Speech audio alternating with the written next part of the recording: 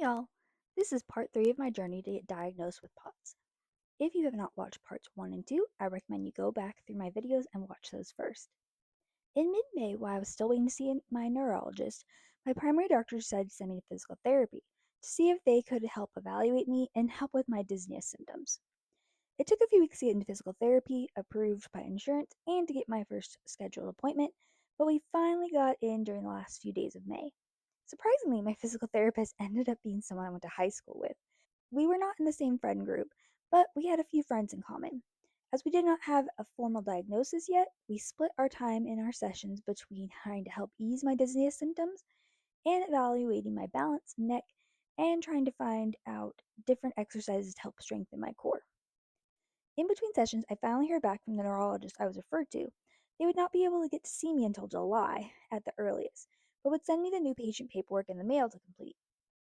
Since I was having a lot of brain fog issues, I filled out the paperwork but had my husband read over everything to double check I filled everything out correctly. I hated having to rely on another person to check my important paperwork. It made me feel like I was losing my independence even more.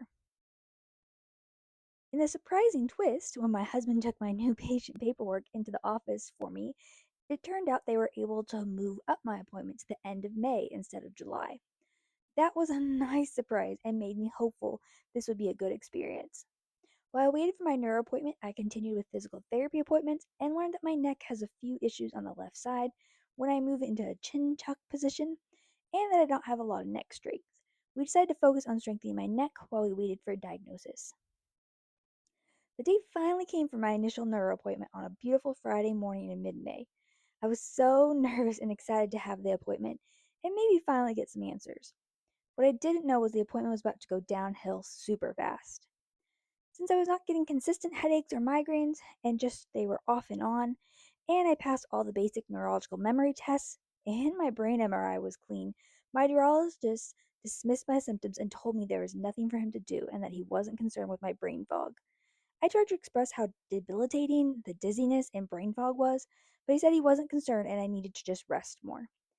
I was pissed, and I had a bit of a breakdown in the car as my husband drove me home. I met with my primary doctor the following Monday, who was just as upset as I was that my symptoms were dismissed. He decided to refer me to a cardiologist, as from his own evaluation and the evaluation of my physical therapist, showed my heart rate increased upon sitting and standing while my blood pressure decreased.